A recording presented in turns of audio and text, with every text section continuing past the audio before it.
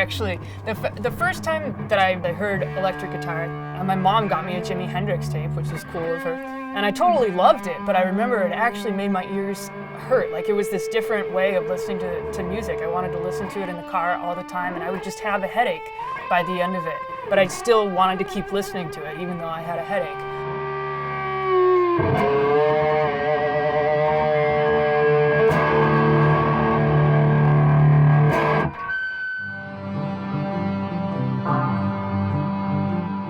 You know, I was a compulsive music listener and concert goer when I grew up in the Bay Area in the late 60s.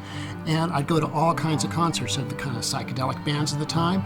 And what was the most interesting things to me was the guitar and how the guitar could make so many different sounds. So when I was 21, I went to a couple of great concerts several nights in a row, and I thought, well, I'm just going to go buy a guitar. Here at Subway Guitars, I've been here for a number of years, repairing, buying, selling, trading guitars. So today, I'm going to try to show how an electric guitar works and how it's put together.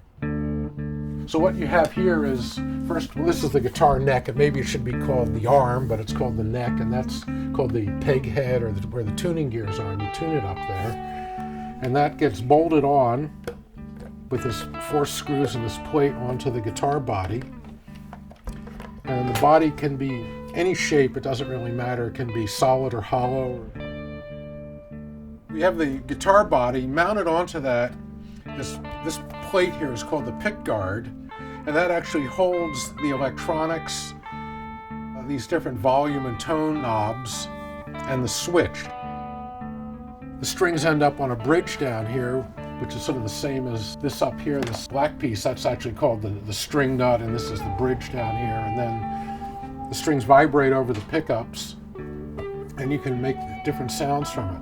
So now you lift this up, and here are what we call the pickups or the microphones. And there's the magnets, and underneath there is just really like a coil of very fine wire. It's usually sort of the thickness of your hair. It's pretty fragile, you know, hundreds of feet of it.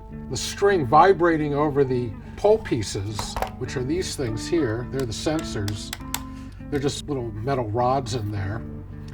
Picks up the vibration of the string, and it generates a signal in the pickup that goes into the amp. And then when you open it up, these are just potentiometers or pots, and they're really just a rotary switch. Here's one laying up here, so you know you can turn it and it gets louder or softer, or you can be more treble or more bass. And then this part here is the selector switch, where you can choose the pickup closest to the neck, or the pickup closest to the bridge, or the one in between, or there's different combinations that you can use, and those combinations actually bring different sounds through to the amp.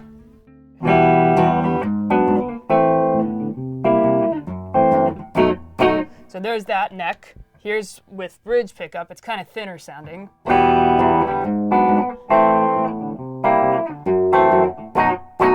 So you can hear it's more jangly. And here's with the 2 of them on.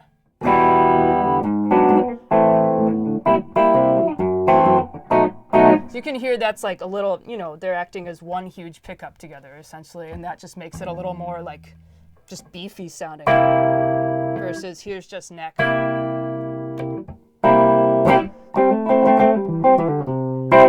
Usually when I play solo, or sometimes when I play solo anyway, that's when I'll use both pickups together just to get like the fattest sound possible. If I'm playing in a band, I don't have to take up that much space. Guitars are tools. A wood carver has his chisels. A painter has her brushes, their paints. Guitars, amplifiers, effects pedals, they're just tools for either expressing yourself or doing art or doing a crazy science fair project.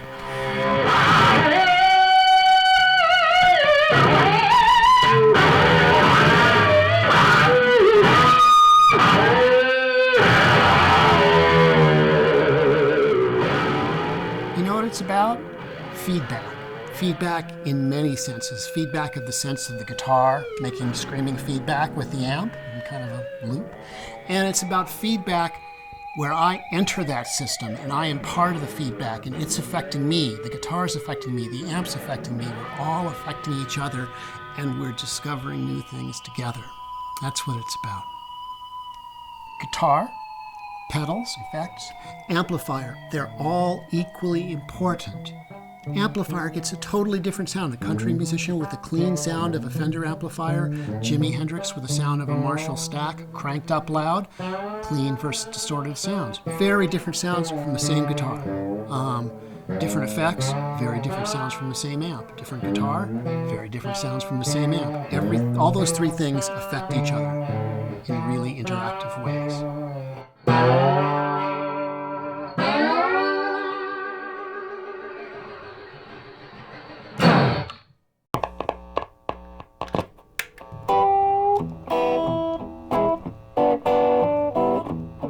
The amplifier, which is like, the amplifier and the speaker, they all make different types of sounds, different voices.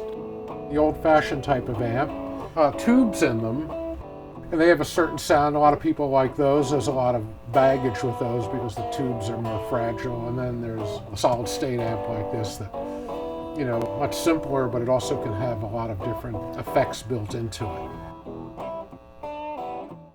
Let's talk about amps. They have a lot of sort of variables to them that produce their sound. They have a speaker or speakers. The wood that makes the cabinet is important. The cabinet size is important. And the way that you EQ it, the way that you have the tone knob set and how the volume and the gain set is really important. And kind of overlooked, actually, in a lot of ways by electric guitarists, I think. I'm always trying to avoid kind of this thwacky string sound that you get when you play back real near the bridge and you start to hear all this clacking and clucking. So I tend to set my amps a little bit on the bass and like mid-heavy side.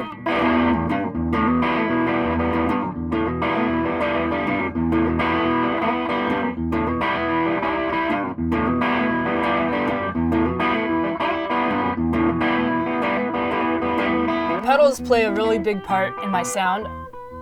For me, they're a part of the instrument in many ways. They're not separate from the guitar. So distortion on the electric guitar can do a lot of different things, but one of the most important for me is you can kind of get this vocal quality to the guitar that you can't really get with a clean tone.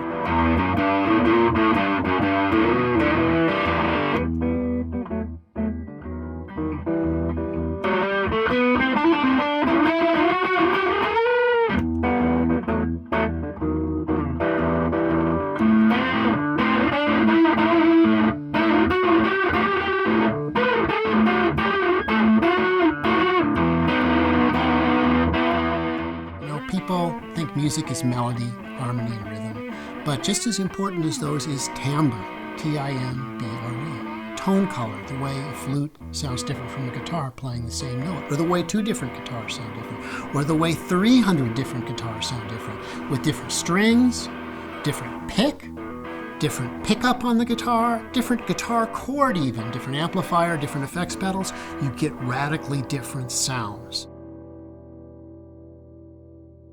And because there's so many possibilities of combining all those different things, there's an infinite amount of discovery available on the electric guitar and the amplifier and the effects. And that's what it's about. And that's what it's about for most players. They may not know it, but it's really about discovery and finding all these sounds that are hidden in all that equipment in different combinations.